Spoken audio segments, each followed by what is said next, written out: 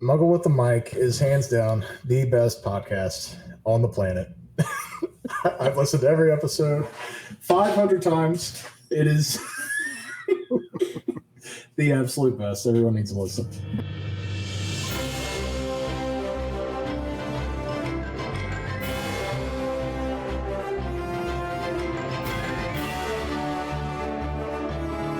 I like the screen with people in all corners. Yeah. Although Robbie's going to have to take the damn hat off. Never. National champs, by the way. No, they're just the champs of some bowl. Tostitos bowl, Cheetos bowl, Pop-Tart bowl. No. Playoff national champs. Some bowl. The Texas 3-tire Pop-Tart Alamo Bowl, like it's out of control. The bowl games are. Next year it's gonna be Friskies or something. I don't know. I almost wore my Bengal hat, but I spared you. Honestly, I might prefer the Bengals over Really? the Buckeyes. Yeah, Wow. yeah. Or at least despise the Bengals. Sorry. Yeah. That's what I'm talking about. I thought that was your on-call signal. All right. Well, we have already started. Welcome everyone to Muggle with a Mic. We're just going to continue talking. This is Kaiti, and I have 3 wonderful guests today. Of course, we've got Phil. Hi, Phil. Hey. Hi. Long time no see. Yeah. And then we're going to go clockwise. We've got Chris Christopherson. No, Chris Penix. Even better. Hey, that's who I was named after. Hey, there you go. So in a way, we have him. And then, if we continue clockwise, we have Robbie. Hey, how's it going? It's going good. We're all talking about Star Wars again, because whenever we're all in the same virtual room, we're talking Star Wars. So, Happens every time that way, doesn't it? all right, let's do mugs. Let's do it in whatever order Phil wants to do it. Me, because I'm thirsty. Okay. I got Buc-ee's. Buc-ee's. Lucky's mug. Yeah, a friend of mine got me this. So I've never actually been to a Buc-ee's. I've wanted to, but yeah, I know. But they picked me up a mug on their way back from. I've never been to one either, but isn't it like a Walmart? Mm-hmm. They're huge, aren't they? If I drink it this way, you can see. Hey, it's everywhere. Yeah. Mm-hmm. Yeah. Nice. I've never been to one, but I want to go to one. But then I think if I go to it, I'll want to never go back. Yeah. No. Who's next, Phil? We'll go with Chris. I'm going the real clockwise.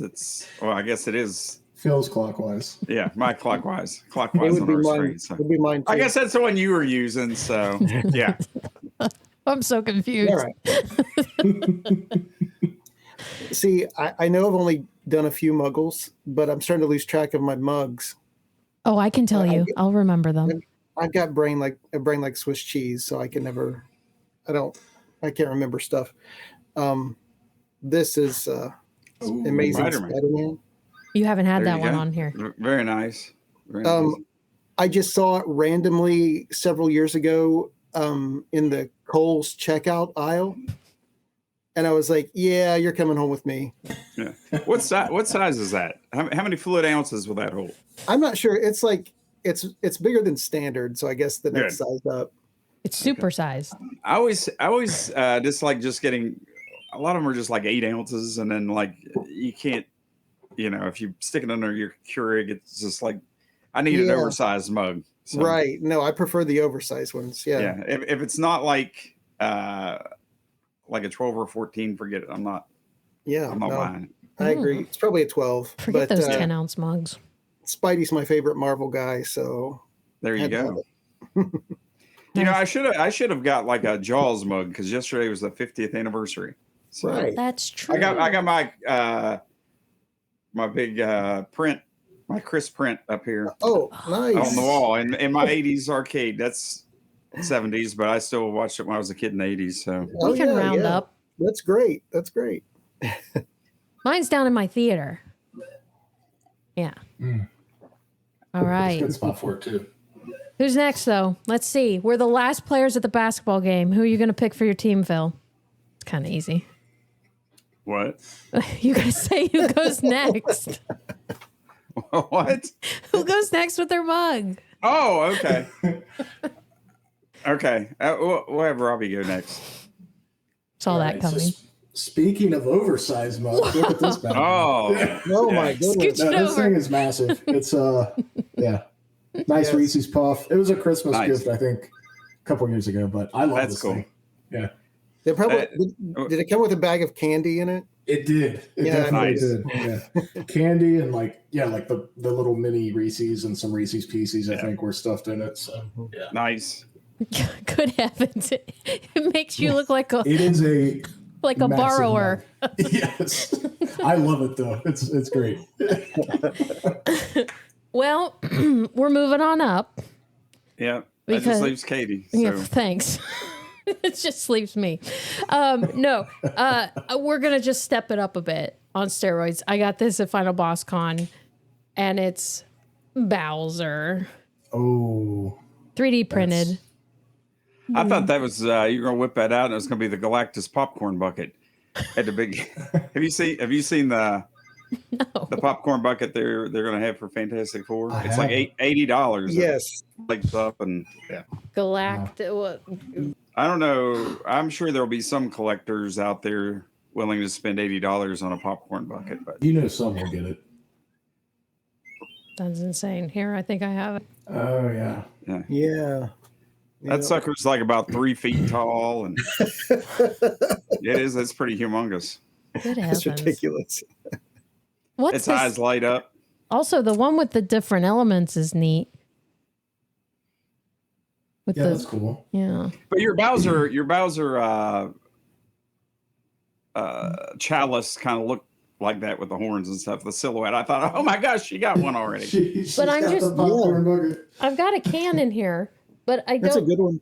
It's hard to. It works. Okay. There we go. Bowser. What's the most you'd be willing to spend for a popcorn bucket? Ooh. $20. I almost, I don't know if I set a price, but I was very tempted to get the Darth Vader popcorn bucket from AMC for the Revenge of the Sith 20th anniversary. I didn't pull the trigger on it, but I was very tempted. I still have mine from Avengers Endgame. It wasn't super expensive, but it was metal and had like all the heroes kind of. It was 3D. They were kind of like. So, but If I remember, they're like action posed onto the side of it, kind of? Yeah. And that's the only one I've like really kept because it was cool. But I just wonder how many people spend some like $80 on that, and then a year later it's in a yard sale because it's just like, Yeah. Right. Phil. What is that? Is that a Fraggle Rockian? It is. I was going to ask you if you knew what. I just got this guy, so Down at That's Fraggle awesome. Rock? My wife's a Fraggle. She's from that community. Oh, really? Yeah. Really? Wait, So- what? Yeah, I'm sad Bethany's not here. Am I Yeah, good? I know. Jim Henson.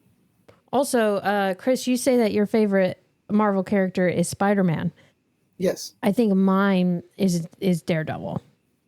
No. Well, that's a good one. Yeah. I want to see those two either on a show or a movie at the same time But they were. because they're two Marvel street level heroes in the same city. Come on. They were, though. Yeah. They were in a scene. wait. Oh yeah. Yeah. But like a fuller feature. No, Okay. You're right. Okay. Right. But like a fuller feature because that Yeah. would be great. Yeah. No, they're like real, like they're like Hawkeye, but I think I relate more to them than I do Hawkeye. Yeah. Back in like the 80s, maybe 90s, Marvel would do comics called Marvel Team Ups. Yeah. And it was just like they would put two heroes together and they would Team up. team up, have an adventure, How do their apropos. thing.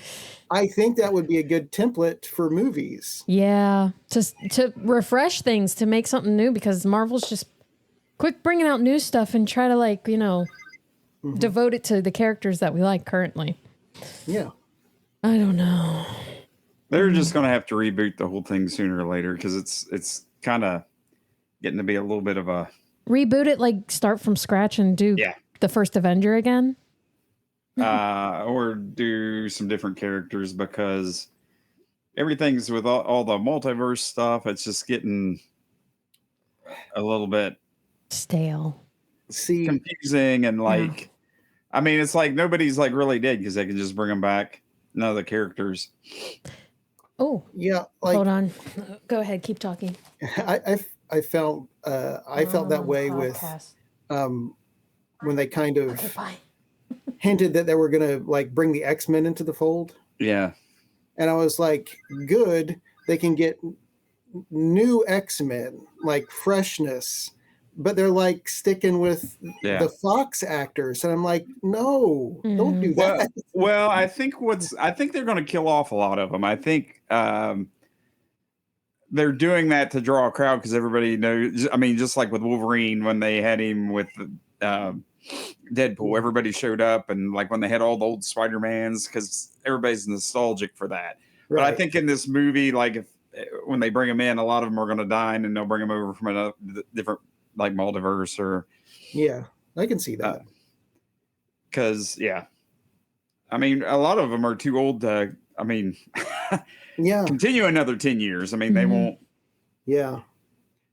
Are you saying they're old? Mm-hmm. Gotta be careful. It's a big mug. And really, the can's only this big.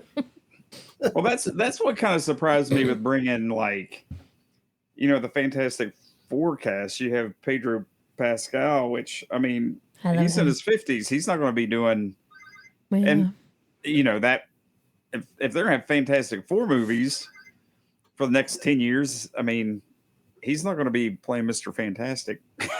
Maybe he's a Gray Fox, Mr. Fantastic. I don't know. Well, I mean, I've heard too that they're going to kill him off in this movie, and they'll have another. I don't know why they didn't say. He gets killed in everything he does. Spoiler.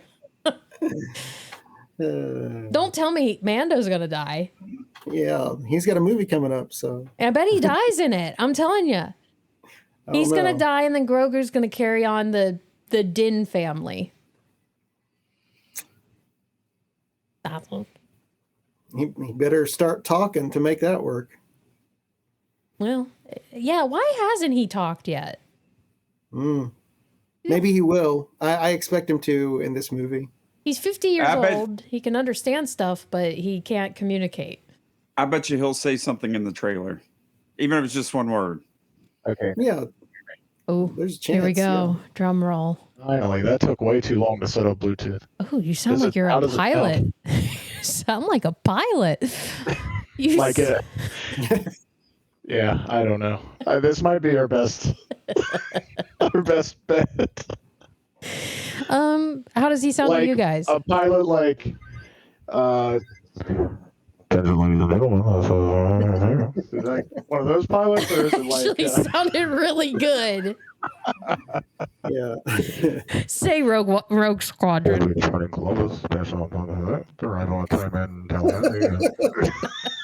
That is dead on.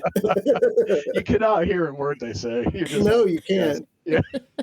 Well, we have Captain Robbie Pilot. We could do Pilot Rob or Tin Can Rob. I actually like Pilot Rob better. Hey, I'm fine with this. By the way, I think we should, because look at I don't know if you can see the Mando. Yeah, there's that side, and then on the other side, I don't know if I'm in camera or not, but you are, and we were just talking about him. Yeah, I heard something about Mando, and my ears perked up. So, welcome back, guys. We have Robbie on the radio frequency right now, but let's just get into Andor season 2. Who wants to start? I'll start. I was gonna say, I think Kris, because he's been the biggest advocate, I think, Yeah. from start to finish on this one. Yeah, from season 1 all through this one. This is like my second favorite Star Wars thing ever made. So Wow. yeah, I can't sing its praises enough. My gripes with it are just little tiny cosmetic things. It's just blew me away. I love it so much. What do you love about it specifically? Like, if you had to pick 3 things that are the best about it, what are they? One of my favorite things is how it alters existing material, in that, like, it shows how evil the Empire is. Mm-hmm. Like, you always knew that they were evil, but seeing just how evil, like, on a real, I don't know, evil scale in your face. Like, sure, we're introduced to them, when we're introduced to them for the very first time, like in Earth years, they blow up a planet, but that's kind of abstract. I mean, as a human, you don't really see, or you can't really relate to an entire planet being destroyed. But like, just like oppression and subjugation and just like, murder right in your face. Yeah. That really shows just how bad they are. And like, I think it's interesting that like, even into shows like Ahsoka, where like Hera's dreading Thrawn coming back, I think it changes that. It's like, yeah, you really don't want the Empire to come back, because you saw what they've done in Andor.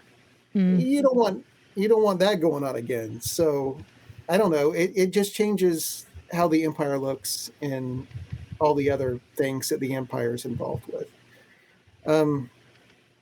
Another thing I like is, I think the writing's really smart. The camera work, the music, just all the creative construction of it is just on point. I think it's really good. And the acting too. I mean, I didn't find that there was like a weak link among any of the actors. I think they all hit it out of the park. And yeah, that covered a lot. You wanted 3 things. I think that's good. You got it. I don't know. I just thought it was really, really good. Yeah. I agree with you on the acting. Like, even the smallest parts, like, were Emmy worthy. Like, even down to Vel talking about when her friend gets killed. That scene was heart-wrenching, and every actor really pulled out all the stops. Right. Yeah. There's so many good moments. on a scale from 1 to 10. What would you give it? I would give it a 9. 9. Yeah. Is 10 the unicorn, like that you'll never achieve, or you'll never Probably can always hold out hope, but a new hope? I think that's 9. I think Empire Strikes Back is 9. Yeah. And my favorite thing is Return of the Jedi. It's no 9, but it's my favorite. I get some love for Return of the Jedi. A lot of people kind of hate on it, but I liked it. Yep. Robbie? Yeah, I would say a 9 as well. Okay. The acting was fantastic, and like the writing is what got me. That by the end of the second season, there really wasn't any wasted moments. Even callbacks to season 1. Was that the very last? I don't have to get into specifics, but when Deidre shows up with that device, that's a device that's referenced in the very first arc of season 1. that you could have. It could have just been a throwaway thing. But I mean, it was just so well thought out, and yeah, I don't know. Like I said, like my critiques would be like cosmetics, like Kris was saying. Like sometimes it felt like you were kind of maybe not watching a Star Wars show. Like it just felt a little too earthy at times. But that's not anything. Just in certain scenes, and I'm talking as a series as a whole. I was like maybe in season 1 more so. I felt like season 2 addressed that better, but yeah, I don't really have any criticisms of the show, which is to me, I mean, there's been plenty to criticize it with other shows or projects. So I was just happy to have a really good, compelling story from start to finish. Philip. Yeah. You're gonna. Why don't you go? Oh, I can go. You want me to go? Oh, I'm ready. Well, I mean, I liked it. I give it a 1 out of 10. Okay, we're turning Not really. Phil off. No, I mean, I liked it, but I wasn't quite as hyped as everyone else. Oh. Yeah, I probably would have given it like a 6 out of 10. Just because I need to hear the explanation of this. Well, I thought it was a little bit too long. I got bored at points. I thought you had some really nice action scenes. You had those pearls, but they were strung together with some boring just like scenes that just, I don't know, they were long, drawn out, and boring for me. I get you. I will say part of that I think was the amount they released. Like I mentioned this earlier, I wish they had done an episode a week. I didn't have enough time to watch 3 episodes a week. If I did, of course I'd be there binging. But I felt left out because everyone had seen the whole series and I'd only seen 3 episodes. Yeah. Well, like I said, I liked it. I thought there was good acting. But just like Robbie was saying, there were some parts that kind of took me out. Like you had that one episode, it was all about like that wedding, and they're going for this kind of Victorian style wedding. But then all of a sudden they bust out the interrogator droid and using him as a disco ball, and they started to rave. I mean, that kind of like you're going from one extreme to another. I mean, it was kind of. I think the point of that was to show the modern day, the extravagance of how people were living when the Empire was, treading on other people. I know, but I get what you're saying. I mean, did you think that was odd? Yeah. Yeah, some of the wedding things, but it was they still grounded it a little bit in like a Star Wars thing with like talking about the Trangillan traditions and all that. But there were some moments there. That's kind of what I was referencing. Another thing is like one of my least favorite things about Star Wars is when they kind of get in just politics and bureaucracy and all that sort of thing, like Phantom Menace. It was just like it's too much. I want more action, and there was a lot of. You don't like taxation of trade routes? Is that not entertaining enough for you, Phil? but to me, there was a lot of just like politics going on, just talking about it. I kind of want a little bit more action, I guess. Yeah. I think, though, that's what you're going to get when a government is being threatened. You've got rebels and it's the government. So we have to hear the backstory of how and why that happened. I wanted more rebelling. You get that in Rogue One, right? Yeah. Yeah. But I don't know. And then, like, you had the first 3 episodes. It was all like he stole his craft and then he landed on the planet. And I mean, then he was trying to get the ship back. And I mean, what did that really do for the story? I mean, no, the whole scene of them with the weird people who were infighting. Yeah. Incompetent. Yeah. I didn't. To me, that was just the one filler. Episode where I thought it was a waste of time. Yeah. Mm-hmm. See, that's what I mean. They could have made like a nice 8 episode instead of 12, but so Well, my thoughts with that, because that takes place, what, 4 years out from Yeah. I believe so, yeah. So I thought that was to show how disorganized and not unified the rebellion was at that time. Oh, okay. That's kind of how I took it. Okay, yeah. But those guys were super annoying. They were getting on my nerves. Yeah. That's it. And it's like right at the beginning. And it's just like, okay. Yeah, Andor's, Cassian's first 3 episode kind of arc, or what, it kind of was not as good. Like I was enjoying other characters' arcs and stories that they were going through. But then after those first 3 episodes, I was enjoying Cassian's and stuff a lot more. And the wedding was like, what, episode 2? So... Yeah, 3, wasn't it? It seems like, I know it's like a little nitpicky thing, but it seemed like that whole episode they'd go back and they'd show the rave for 5 minutes and they go do something else, and it's like, we're still raving, and you get 5 more minutes. That's so Raven. But like I said, I liked it. That was just my nitpick. I thought it was a little bit too long because I thought it dragged in places, and I got a little bit bored. See, now that all goes to Tony Gilroy. And he did what? Michael Clayton, Bourne Identity. And a lot of that is intellectual spying, communicating, deceiving people. Not so much pew pew, It's more so behind the scenes, trying to be unseen. And you're actually a success if it's not action packed, because it means that you're getting away with what you need to get away with. So I liked all the mischievousness of it and the spy thriller type of it all. I just want to see K2SO like have him in since episode 1 and just let him throw people like over cliffs and that sort of thing. That would have made it much better. He could have gotten that rave and just started throwing people. That's a rave.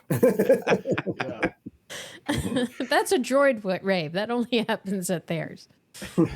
So what'd we think of? Let's go through characters. Mon Mothma. Just fantastic. She's my wife's favorite of the show. I thought it was really cool how you got to see all these rebels, but they're all from different walks of life.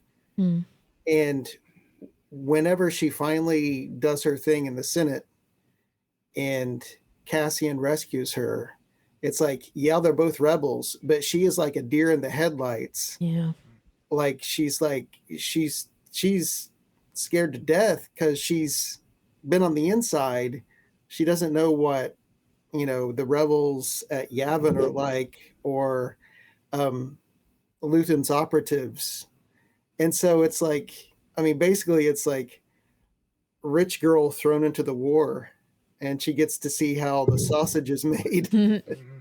And I thought that was showcased really well, but no, I thought her acting, of course, brilliant. And I don't know. I think she did a really good job, and she was written well. And some of you guys might know it, but like her story of leaving Coruscant butts up with an episode in Star Wars Rebels pretty much perfectly. I think I remember seeing a video online about it. Yeah, which I found really cool. But no, then you see her at the end, and she's just like in there with everybody, having lunch with everybody, and she's assimilated, and it's pretty cool. Well, and her lack in Luthen, like because she was shielded from seeing what the rebellion was actually doing, she didn't trust Luthen fully. She thought he was a little cuckoo for Cocoa Puffs. Right. Yeah, that's true. What I thought was so good about her story too is like what all she gave up, not in the sense of like combat or whatever, but like she gave her daughter into an arranged marriage for money for the rebellion. Like, I mean, like, not that it's not that simple. I mean, it was, you know what I mean? But like, she got herself into that predicament trying to help out the rebellion that she basically like, and you know, there's just so many dynamics in between her and a pair and her husband. Like, they were not getting along from the beginning. Like, it was just friction. He seemed like a supporter, like he was happy living the life of an imperial senator's, you know, spouse. Like, he enjoyed it. He enjoyed the perks and all that. Yeah. So they definitely didn't see eye to eye. Well, they were an arranged marriage too, right? I think so. Yeah, I think that's mentioned in the Pretty dialogue. young. But I thought that was pretty interesting that you know, what situations she found herself in throughout, and was willing to do what she felt was best for the rebellion, even above her family. So, what did you think of Benjamin Bratt? I don't know. Why didn't they just put Jimmy Smits in? Like, why was that so hard? Conflict, time conflicts or something. Yeah, it could have been. And like one thing too, you know, maybe it wasn't because he wasn't in there a lot, so maybe he was just like, well, it's not really worth my time. Yeah, maybe. You know, you never know. No, he came off as in all the other Jimmy Smith, you know, scenes, even in the animations, he came off as a very concerned, empathetic senator. Benjamin came off as more like accusatory and defensive, and I didn't like it as much. Suspicious, yeah, I didn't either, and I don't know if it would have felt different if Smits had played that role, or if we would still be saying, why was Bell so accusatory, you know? But I don't know. The first scene, the first episode that Benjamin Bratt is in, I did not like it at all. But I did get used to it more in that second arc that he appeared in. I kind of got a little bit more used to him being Bell, but it still wasn't. I still would have preferred Jimmy Smits. But do you think Jimmy Schmitz will ever come back and play Bale if they have him? I don't know. That's contract questioning. It's like a good cop, bad cop. Like, when it's good Bell, he comes in, Jimmy Smits is hit, and when bad Bell shows up, Benjamin's called or something. I mean, because that has happened before. Like Star Trek, Alice Krige played the Borg Queen.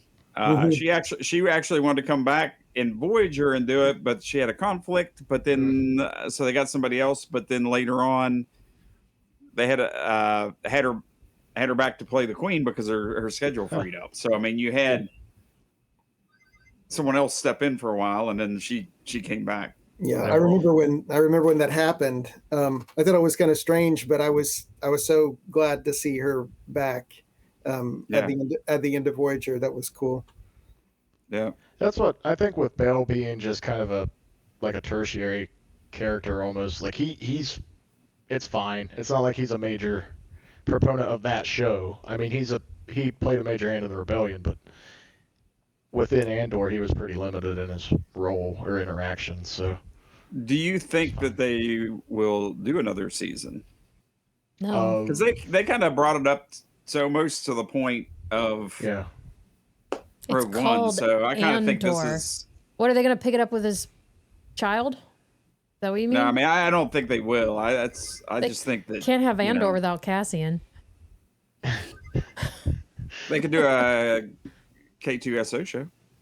They'd have to call it K2. Yeah, well, K2 is Toes 2 from. Yep, all of them are. Yeah. But so, I mean, because we literally go from him walking away in the outfit he starts out in Rogue One. So there's no in between. There's nothing else to cover. Well, I mean, they spent a massive amount on that too. So they did the show. So they're probably going to take a bath on that because, I mean, I don't see how you can coop that much money with a TV show on a streaming platform like that. I gotta say, I said it and now I'm thinking about it. They could continue with his son or daughter. We don't know what it is. I did think that was a beautiful scene at the end, and I'm so glad they did it because it made me sad that she left him. And I understand why she was doing it, but it sucks because he wanted her to stay, but she chose the rebellion for him.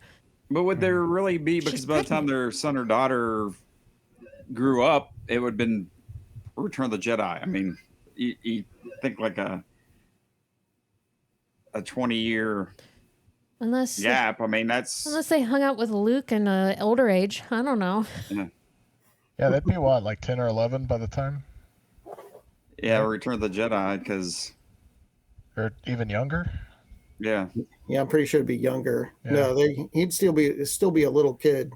I don't know. That's kind of ambiguous here with The Empire Strikes Back, how much time took place between A New Hope and Return of the Jedi, I think. How long did he train with Yoda? Couple days. Yeah. Yeah. No, I think I've heard people say like between 2 weeks to a month. Yeah. And they've thrown in like because of how space and time works, and who knows how long he trained. Katie, you never rated it. What would you? Oh yeah. You never said like. I think I'm on board with you guys. I'm like at an 8.5 or 9. Okay. I do think I agree with the couple episodes that didn't make sense, but the storyline, it is a rewatchable show. There's stuff I know I missed, and it's going to make more sense when I watch it, and I wish I had rated it higher because that's what happened with season 1. So it's easily a rewatchable show because now you know stuff. So when you go back through, you're going to be like, oh, that makes more sense, or that makes it even better. So, yeah, I love it. It's a detailed And now you show. know stuff. The more and you know. knowing stuff is half the battle. Amen. This show, you really had to pay attention to, like, from start to finish. I felt like to really like, because there's some things you're like, well, why are they doing this? But if you weren't paying attention on their last meeting with these two certain characters with their dialogue, you know, like you really had to pay attention to the exposition because it didn't show everything on screen or whatever. There's a lot of, you know. It's and it's like you think it's a boring part, but then when you look back retrospectively, the parts had important information in that we didn't even realize was being said or done. Yeah. Yeah, there's so many. Oh, sorry. There's so many links between season 1 and 2 as well that you know, I've been binge watched season 1 a lot, and it's like I picked up a lot of them on season 2, and I'm like, I wonder if everybody else is picking up on that because that links so well. I should have gone back and watched season 1 before I watched season 2. I didn't have the time. I thought that season 1. So this is interesting because you said you wish they were weekly releases.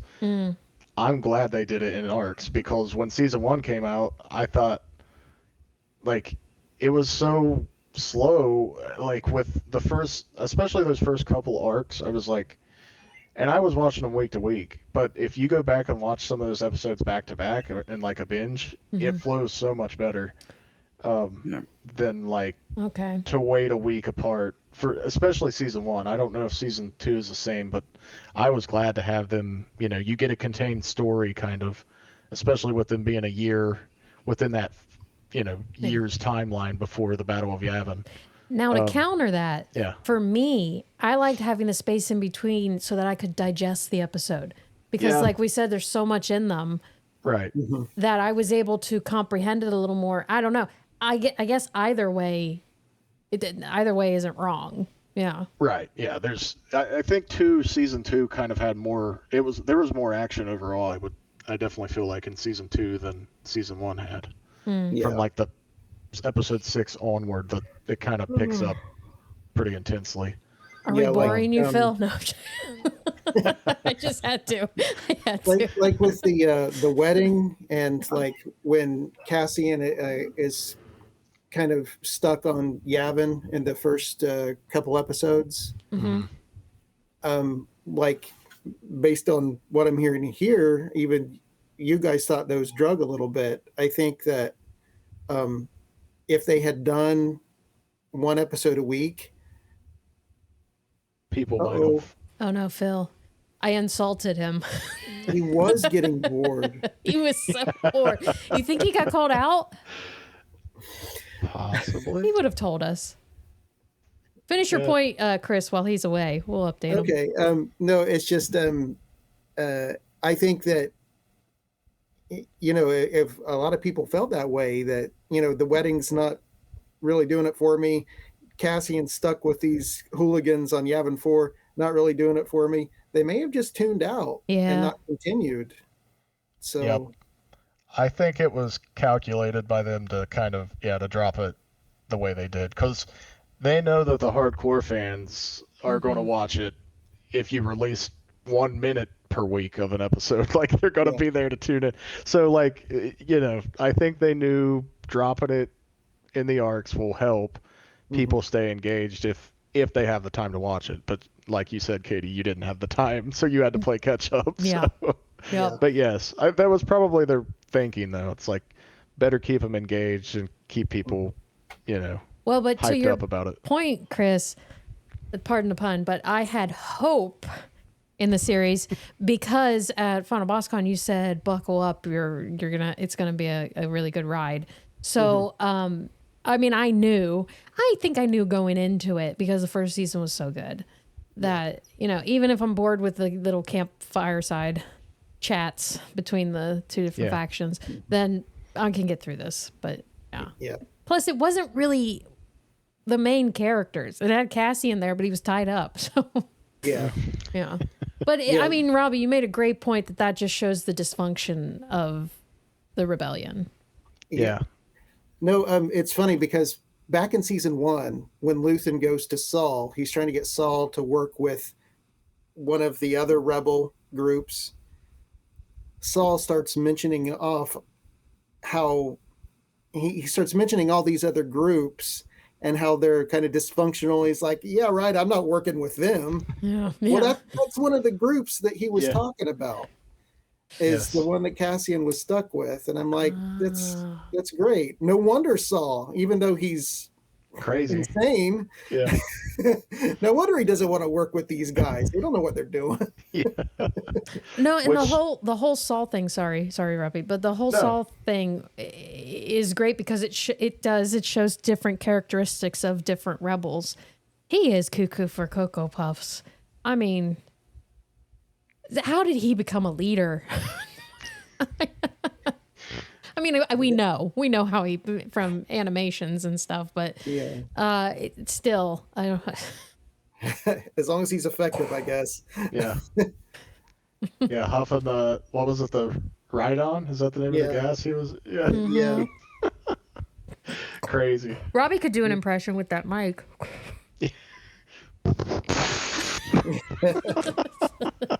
Yep, the ends justify the means for Saul. Oh, Saul. When he held, what is his name? Wilton? Oh. Willem. There you go. When he held him hostage, I was like, geez, this guy will do whatever he wants by any means. Yep. He does not care. Saul did what was best for Saul. Phil says his internet went out, by the way. Oh, crap. Darn. So I guess it's going around. Just your what internet. I missed. So much. Winning lottery numbers. What's your thoughts on right into it. Spaceball sequel? Spaceball sequel. Is that a thing? Announced it. Mm-hmm. Yeah, they announced it. Did they really? Yeah. Nick Moranis, or what's his name? Rick Moranis. There you go. Well, I'll be there. He's coming back. And also Bill Pullman's son's going to be in it. Yeah, a bunch of people are coming back. I need to watch Fanboys. I haven't watched Fanboys. I heard. What? I haven't seen that. How can you not seen Fanboys? Oh my goodness! It's on my list. I was just ever-growing list. I was just laughing. My extended family thought I was insane, but I was recalling the part in Fanboys where the guy shows off his huge back tattoo. Do you remember that part? I've seen it once. And I think it was like 15 years ago. No, he's like, he's like, it's before the Phantom Menace, right? Yeah. And they're at a Star Trek convention or something. Oh yeah. Oh yeah. And the one guy fight with the Trekkies. You can spoil it. It doesn't matter. Well, the one guy like pulls off his shirt and he has a full back tattoo of Jar Jar Binks. And he's guys, this guy's gonna be the coolest. That's amazing. But the movie hadn't come out yet, so. Right. Oh, I see the picture of it. That's a good movie. You do need to watch it. I'm going too soon. I have a list of at least 60 movies that I'm working on watching.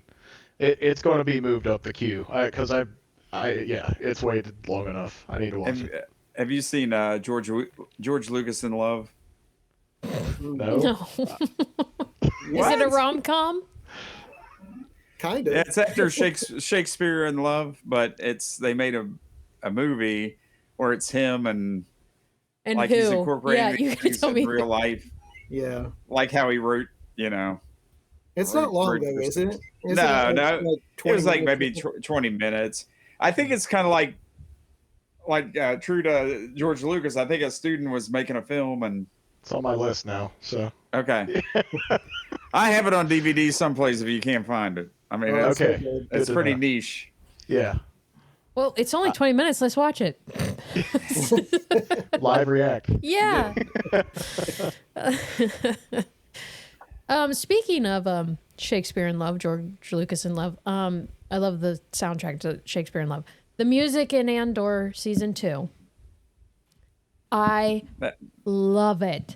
Do you know why? Because each episode had basically like its own version of the soundtrack that went with the episode. So if it was starting out intense, the music was intense. If it was starting out peaceful, the music was peaceful. During like the logo intro.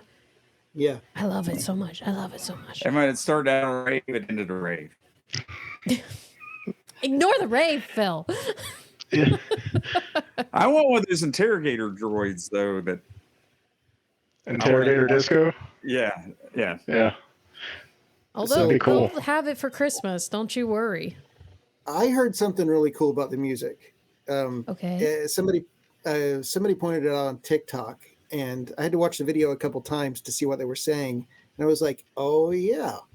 So you know how there's like a Gorman theme, Mm-hmm. and it's kind of slow. And I don't know the music terminology, but if it's sped up and like played with different instruments instead of vocals, Mm-hmm. it's like the main Rebels theme that we've known from Star Wars this whole time, like da da da da da da. Oh. And they in this video, I wish I could show you, but they played them side by side, and it's like, oh wow, that's the Rebel theme we always known as like the Gorman anthem that they were singing.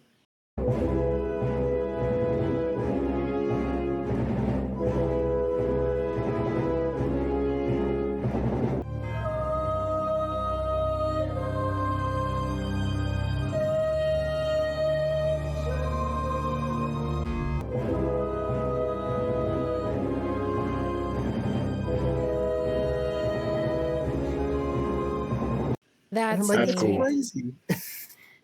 See, and that's why I love this series, because they're including the music, like Ferrix with the little town band. Yeah. I want to live in Ferrix. But yeah. Yeah. Man, Ferrix was done so well because by the time season 1 was over, it's like you just kind of know this Star Wars planet so well. Mm-hmm. I mean, it was such good world building. Well, and I was hoping we were going back there, and you said probably not. But I had, again, here comes the word again, I had hope. Because at the beginning of a couple of the episodes, you hear the Ferrix gong. And I'm like, it's going to open up to Ferrix. No, it didn't. Yeah. Kind of wonder how what the state of Ferrix was during Right. this. Yeah. And after the whole Marva funeral scene. Mm-hmm. Yeah. Right. Probably wasn't good. Right. Doubt it. What were you guys' I know we started kind of talking about characters, but what everyone think about Luthen? Because man, what a character. Yeah. Yeah. No, Luthen's like one of my favorite Star Wars characters now. Just so good. Played so well. I love Stellan Skarsgård. He is Yeah. the man. I loved everything about Luthen. I thought like just knowing all along too, like he had that informant, his mole. Mhm. He never meant anything to him.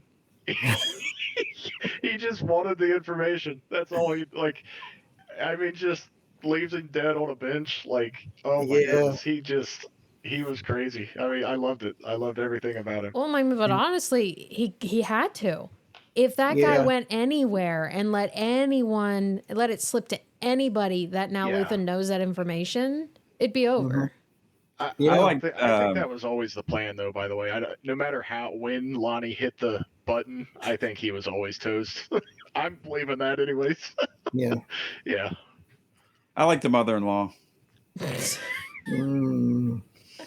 She was actually really good. She was, and there was like a reference to. I was just like, character. am I watching a Star Wars?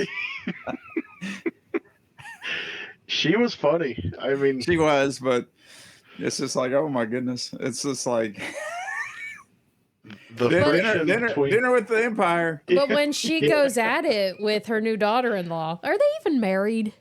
Nah. Okay. Nah. But don't think. with her daughter-in-law at the Someone dinner get the table. lights.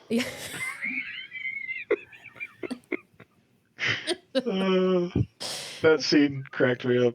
Those two are always will be awkward. Yeah. Two peas in a pod. Oh yeah. Yeah. But okay, speaking of that, we need to talk about Luthen more, but now I need to talk about, and I'm terrible with names and great with faces, but the odd part of the pod, the man part of the peas in the pod. Cyril. Cyril, there you go. Cereal. Cereal corn. Yes. He loves to eat cereal, by the way. Yes.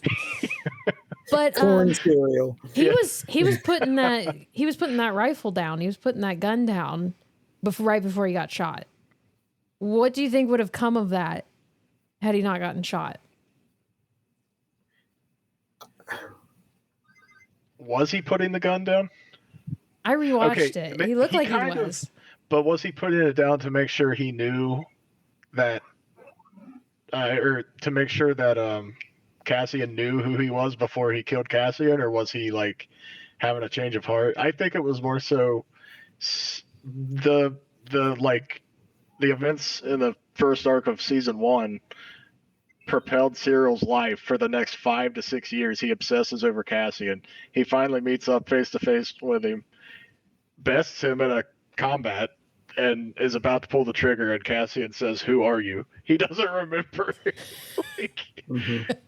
So was he just putting the gun down because he was stunned that Cassian didn't remember him, or was he...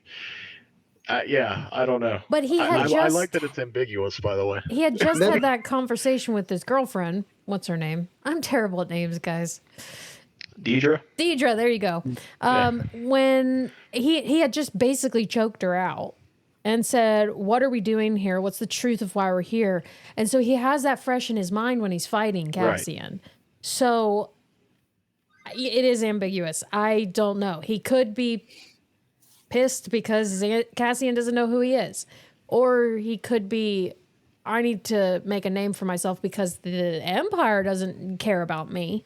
I'm just a little ant. But maybe I can be something as a rebel. I don't know. Yeah, my take is kind of like Robbie's. I think he was just kind of stunned at the moment and didn't quite know. I don't know. He was just stunned and trying to think it over in his head what Cassian just said, and that was that. I don't think he was going to kill him to impress the Empire, and I don't think he was going to be like, you know what, I'm going to join you now. I don't. Yeah. I think it was just a moment of shock for him. I guess there would have been a scenario where they both live, like he just walks away out of like, but yeah, obviously that doesn't happen. Yeah, I love that's when Star Wars can be like that, and you have a discussion about was he doing it because of this or doing it because of that. I like when Star Wars is ambiguous enough. Not everything needs to be explained. Important things need to be explained, and we need to have context on things, but little things like that, little nuances, I love when stuff like that happens. It makes it relatable because we don't know. Yeah. I was holding out for a Emperor cameo, Palpatine, because they kept talking about him. I was hoping at least, on a hologram or something. I was really hoping. It would have been really cool. Trying to get on an elevator. Been mad about it if he was. Yeah, they name dropped him to death, but it would have been cool just to see some sort of. Well, this is off topic, but that triggered a thought. That random alien guy that was like raising his arms in the middle of the Senate chamber, he was new and weird, kind of a. But I was kind of thinking, why didn't they use one of like the Emperor's goons or lackeys that we already know about, like Masameda or he's got some other ones, but I'm blanking on the names. But well, no, doesn't matter. I guess that would have, that would have been a good opportunity. It's just, I don't know. It would have been cool to have Vader on there too, just see him walking through in the background. That'd be cool. Opening a sliding door, just going through it. What else, guys? There's so much. It's a big show. It is. The Gormans. Have we talked about the Gormans and the spider fabric and? Okay, here's one thing. Here's one of my nitpicks. Yeah. I'm Star Wars diehard. I'm not the most objective. This brought it down a point. I'm not objective at all. Okay. Give it an 8. No, won't give it an 8. But 8.5. Doing exposition with the Gormans, they're talking about how like everybody knows like Gorman fabric and clothes, and they clothe like a lot of the galaxy and stuff. I'm like, but then they say the population on the planet's like 700,000. And I'm like, aren't there supposed to be trillions on Coruscant alone? How are they clothing the whole galaxy? Yeah, that's a good point. I don't know. I just thought that was kind of well, and then they have like the commercial. It's like an old retro commercial. It's like like it's like the old like golly gee. It's kind of like a World War II commercial. It's like cool. That kind of sucked me out of it too, because like that's kind of overdone, like on shows like Fallout and stuff where they're kind of retro. It's like, why do you have to have that in Star Wars?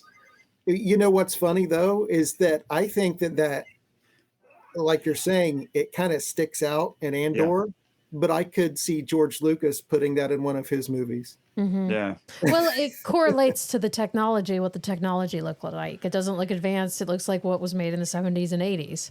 So I don't know. I didn't like, that was my nitpick, is I didn't like that everyone was like, it made like TVs. Like there's a bunch of scenes of, they're not a bunch of scenes, but there's scenes of them watching TV. I like the hologram aspect of things. And why wouldn't you have the hologram instead of holoshows or right? Because kind of like a holiday special. Yeah. Well, it had like the Real Housewives of Gorman on there on the television screen. Did you see that on the intro to one of the episodes? It was like an odd show. Oh, I did see that actually. Yeah. Yeah. Bix was watching it, right? Yeah. Yeah. Yeah, oh yeah, because she was like so depressed. She didn't care what was on the television. Yeah. Right. Oh, let's talk about that. The safe house. I loved it being introduced to the safe house, seeing it over and over in the series, and then at the end you're sad to see it in disrepair. Yeah. Yeah, it really had gone downhill. Mm-hmm. Yeah, I thought it was a cool setting, and the idea makes perfect sense too. I thought it was a little weird.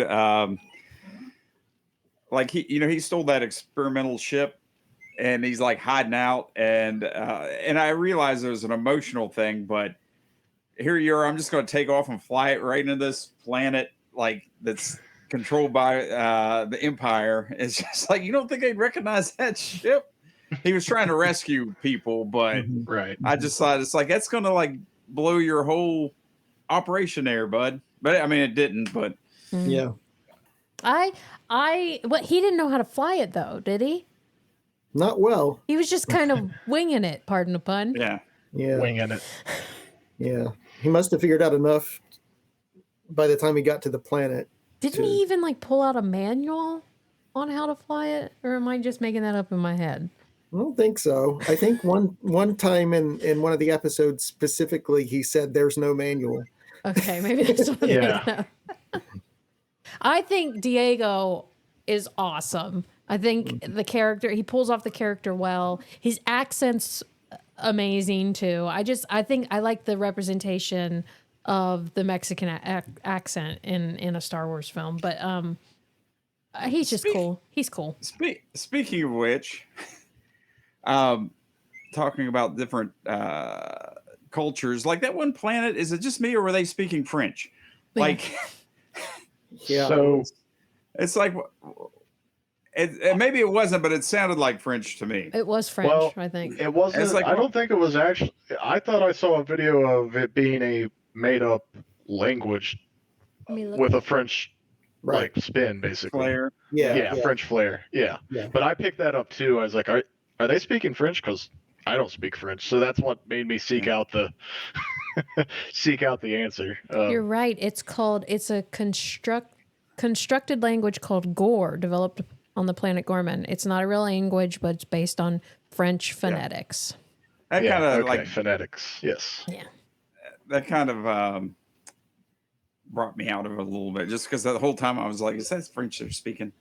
It sounds Yeah. like French. I didn't like that it sounded so real world, but then once I knew that it was made up, I was like, okay. But I liked it because I feel like it was a call on Les Mis and the French Revolution.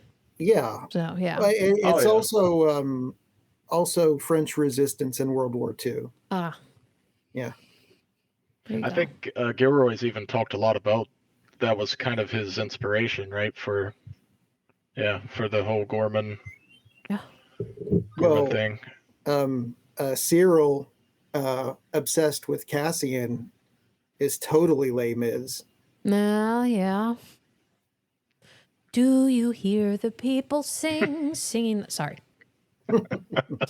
Break out in song. I always will. Except at church, guys. Phil and Chris know what I'm talking about. I have to sing at church tomorrow, and I don't. Plus, with the whole French thing, if you watch Clone Wars, pretty much every Twi'lek has a heavy French accent. True. So, yeah. I get over accents now in Star Wars. I don't know. It's like- The other thing is, if you make up an accent, it's going to sound like another accent to our ears because we're used to. I mean, it'd be hard to come up with a new accent. it would be hard to come up with a new accent without it just sounding like, what's wrong with this person? Yeah. I want to see an episode where they're speaking Klingon. Ooh, There you go. talk about crossovers. Yeah. Now, I was just glad to have subtitles. I like when there's, because it gives the galaxy a larger feel. Not everyone speaks basic or English in that whole universe. So. I didn't like it because I couldn't get clips from Gormans for Censor Wars. I mean, you could. We could try to imitate some. That would be good.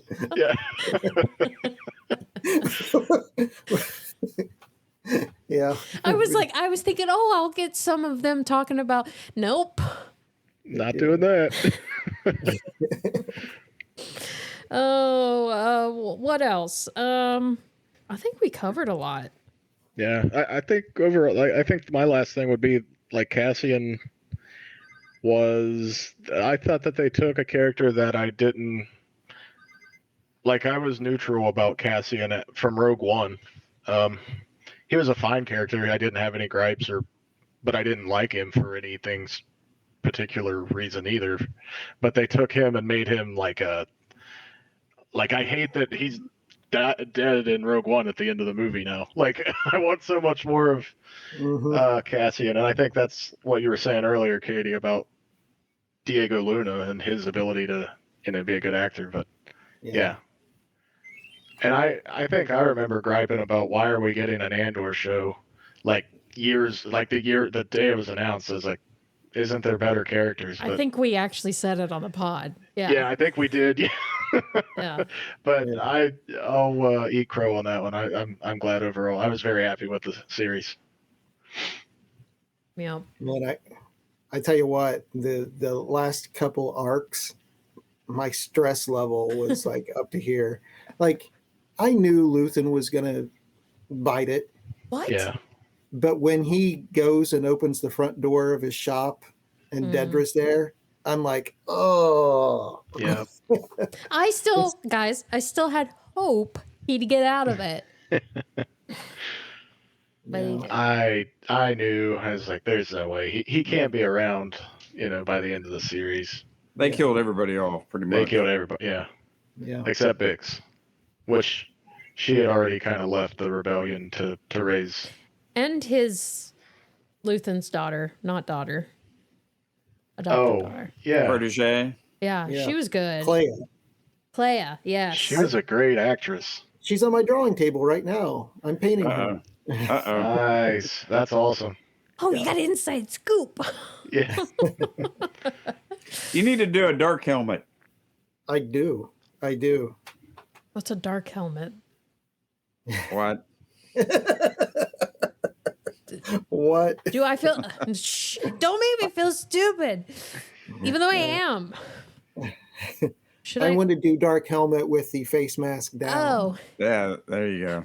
Robbie, does Robbie know what it is? No, I'm lost too. You never seen Spaceballs? From Spaceballs. I didn't know the name. Dark helmet. Okay. Yeah. Sorry, I just... It's the big oversized Vader helmet. Yes. Yeah. Kind of like this mug. Yeah. We need to 3D print a dark helmet mug. They're gonna have a heyday with the marketing with that because it's Spaceballs a sequel. Why? I hope so. They didn't do it with the first one, and I always wanted my plush yogurt from the first one. I never got it. Well, maybe you'll get it now. Mel Brooks is like 98. He's like going to be in it though. He's I don't think he's going to be in it. He is. They better hurry. Yeah, that's what I'm. If they're filming it right now, he will be. But just plain yogurt. That's how I felt when they cast Christopher Lee as Count Dooku. Yeah, I'm like, you guys better hurry up because he's an old guy, but he went on to live 10 more years. Right. Oh no! Oh, Phil didn't live on until the end of the episode. No. Well, while he's there, I'm going to set up for Censor Wars. You think? Sure. Yeah. Hey everyone, editor version of Katie here. Just to let you know that this is the end of this episode where we talked about Andor Season 2 with Phil, Kris, and Robbie, and myself, I guess. But we have another episode coming up about Andor Season 2. It is strictly Censor Wars. It's only our Censor Wars game because it was so long. We had so many clips that we played, and we were having a great time that we have to make it into its own separate episode. So, hope you enjoyed this episode where we discussed the season 2 of Andor. I hope you stay tuned for the upcoming episode where it is just fun times playing Censor Wars with Kris and Robbie because Phil's internet went out and it just never came back on. But so we missed out having Phil join them, but you can join us. See how many bleeps you can fill in on Censor Wars episode 8 coming to a podcast earbud near you. I don't know. I tried something there. Didn't work. Okay, bye.